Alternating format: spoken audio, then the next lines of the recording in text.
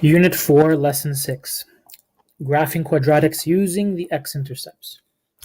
So we know we can use factoring, or we could use the quadratic formula to determine the x-intercepts of a quadratic relation in standard form, y equals ax squared plus bx plus c. We can use the x-intercepts to determine the vertex, and we can then plot the y-intercept, the x-intercepts, and the vertex to graph a parabola. This is all about using techniques such as factoring and the quadratic formula to help us graph quadratics. So let's look at our first example, example number 1. Determine the x-intercepts and the coordinates of the vertex and sketch the following quadratic relation, y equals x squared plus 8x plus 7. So we're going to find the x-intercepts by factoring. So we're going to factor. Okay, or you could use the quadratic formula. So factor or quadratic formula. Now, if I factored this, the factored form would look like product sum two numbers that multiply to give you 7 and add up to 8 would be 8. It would be 7 and 1. So my factored form would be y equals x plus 7 and x plus 1. And if I was interested in looking for the x-intercepts, would require that we make y equals 0. So 0 equals x plus 7 and x plus 1. Okay, and from the first factor, we would get that x equals negative 7, and from the other factor, x equals negative 1. And these would be my two x-intercepts, and you can put them in coordinate form, negative 7 and 0, and negative 1 and 0. Okay. Now we can get the y-intercept from the standard form, and the y-intercept is just the c value, which is 7. So y-intercept is the c from the equation. And so that's 0, 7. Okay, and then if I need the vertex next, so the vertex would be the average of the x-coordinate. So the vertex x-coordinate would be the average, so negative 1 plus negative 7 divided by 2. And so that's going to equal to negative 8 over 2. And that's equal to negative 4. And if I want the y-coordinate, so the y-coordinate would be taking the equation. We'll use the standard form given to us. So y equals x squared, so replace x with negative 4. So negative 4 squared plus 8x, so plus 8 times negative 4. And so negative 4 again is our vertex x-coordinate, and plus 7. And then simplifying this, you would get 16 minus 32 and plus 7, which is equal to negative 9. And so the vertex coordinate would be negative 4, negative 9. And if you plot these points in the graph, so here's negative 4, negative 9. My x-intercepts are negative 7, negative 7 and negative 1. And I know my y-intercept is at positive 7. And we can mirror that on the other side of my invisible equation of the axis. So it would be over here, positive 7 at negative 8. Okay, and then we can connect. So again, if you don't see that, here's my equation of the axis, my central middle axis. Okay, and so again, 4 units, 1, 2, 3, 4 squares, and 1, 2, 3, 4 squares. So I can mirror that point here on the left side. And then I can connect my points and create my parabola.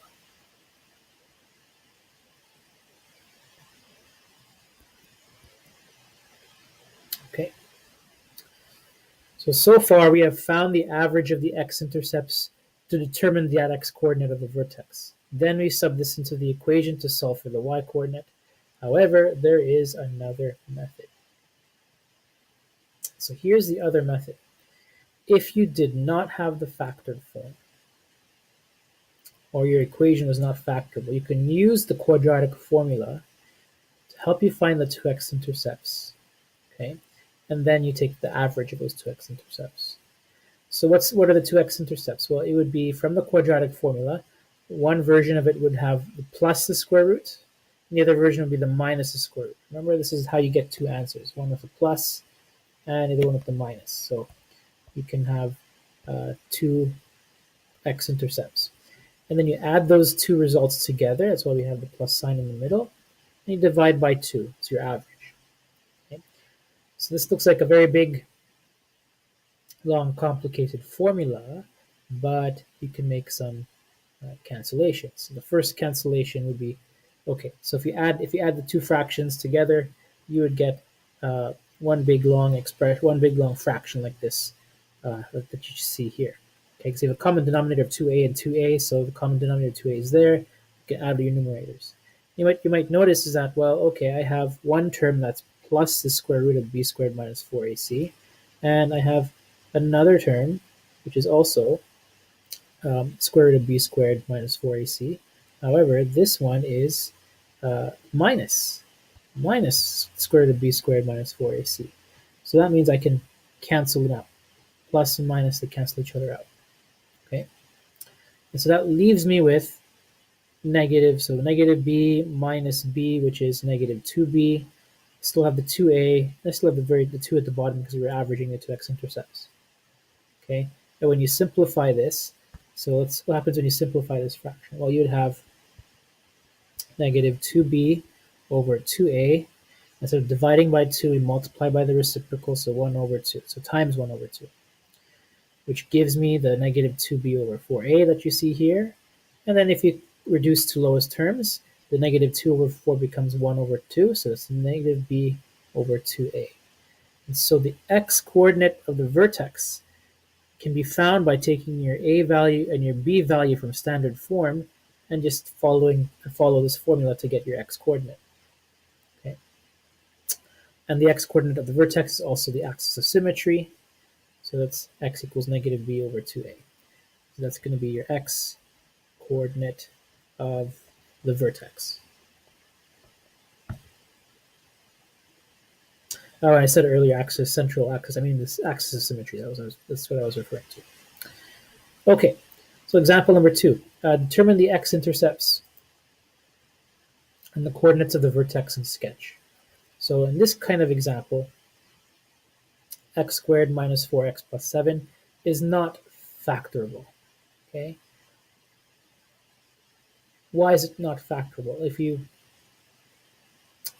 look at first of all, product sum, I can't work out two numbers that multiply to give me 7 and add up to negative 4. So if you use the quadratic formula, negative b, so negative of b, so negative of negative 4, plus or minus the square root of negative 4 squared minus 4 times 1 times 7, so 4ac, 4 times 1 times 7, divided by 2a, 2 times 1.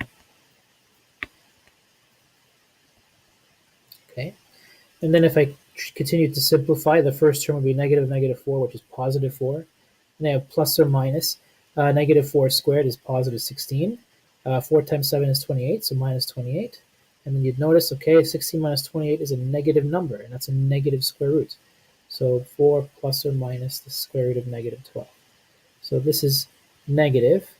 And so if you have a negative value in there, we have, so no x-intercepts. There's no x-intercepts if you have that negative value there. So no x-intercepts. Okay. So if you have no x-intercepts, how would you find the vertex? Well, just from standard form, you can still find the vertex if you apply that formula that I gave you just in the previous example. So first of all, let's start with the y-intercept. That's pretty easy. It's the c value. So the y-intercept is 0 and 7. Now if I want to find the vertex, let's start with the vertex x-coordinate.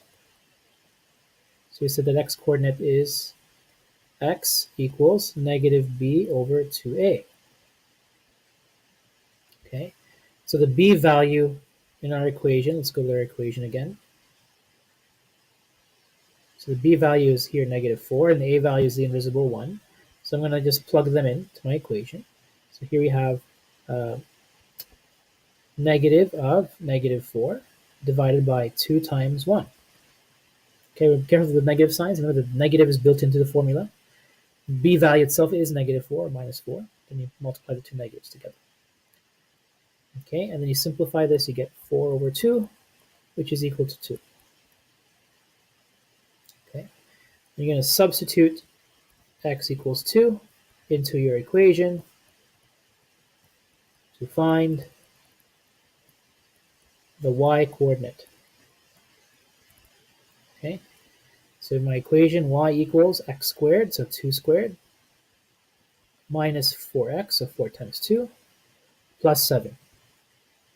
And that simplifies, so 2 squared is 4, 4 times 2 is 8, so minus 8, and then plus 7, which is equal to positive 3.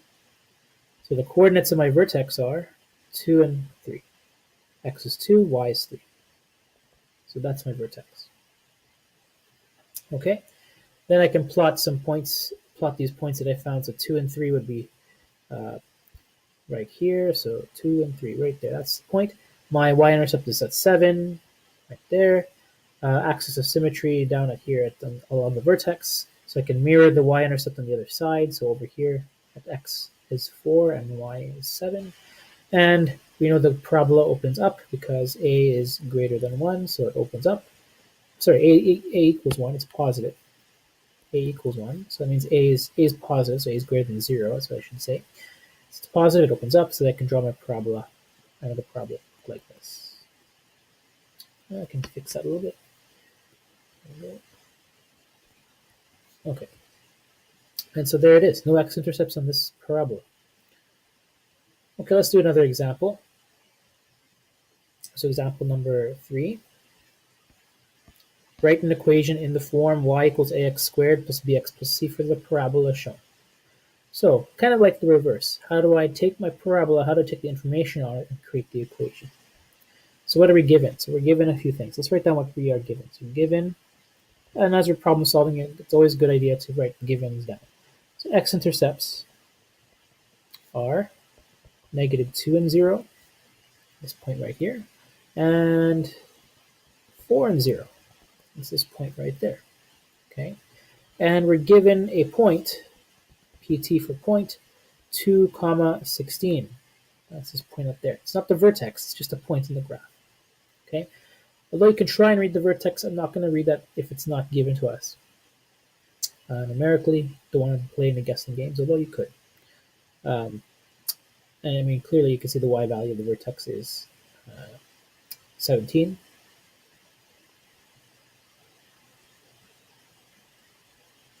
Sorry, not 17. It's these goes up 2 by 2, so it'll be 18. Okay, and you can get the x coordinate by averaging your x-intercepts. So it's one thing you can do. But if you're given points, use the points that you're given. So if we're given x-intercepts, we're going to write down the factored form. That's the first thing we can do. So write in factored form. Okay. Although the factored form, we just don't know a. Don't know a, but you have to include it. Okay.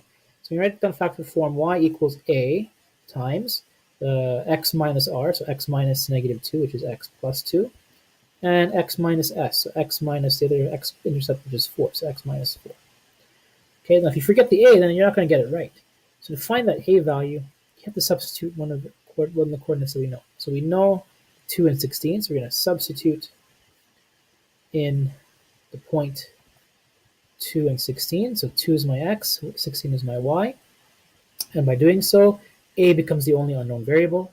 So we're going to solve for that a value. Okay, here we go. Y is 16 equals a. We leave a as a. X is 2, so 2 plus 2. And the other bracket is 2 minus 4. Simplify the things a little bit. So 16 equals a times 2 plus 2 is 4. 2 minus 4 is negative 2. Okay, and then we have 16 equals 4 times negative 2 is negative 8. So negative 8a, we'll put the negative number in front. And then if I want to isolate a and solve for a, I have to divide both sides by negative 8.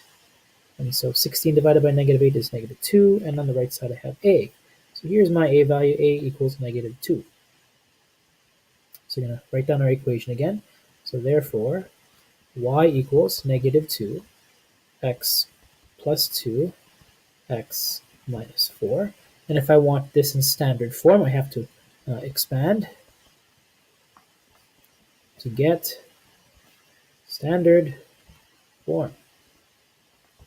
Okay, so expand the brackets first. We're going to say y equals -2.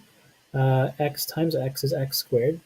Keep your brackets, right? X times -4 is -4x. 2x plus 2x, and then 2 times 4 is 8, so -8. And then we distribute the -2 after we simplify, so -2. Let's simplify first, so x squared. Collect these two like terms, so -2x, and then -8. Then we expand by distributing the 2, and we get -2x squared. -2 times -2 is +4, so +4x. Watch out for your signs. And -2 times -2 is +16, so +16. And there is my standard form. Okay, and that's it. Those are my examples on finding graphing a quadratic using characteristics, things that you can find, such as x-intercepts, y-intercepts, vertex, axis of symmetry, using factoring or the quadratic formula. And that ends this video.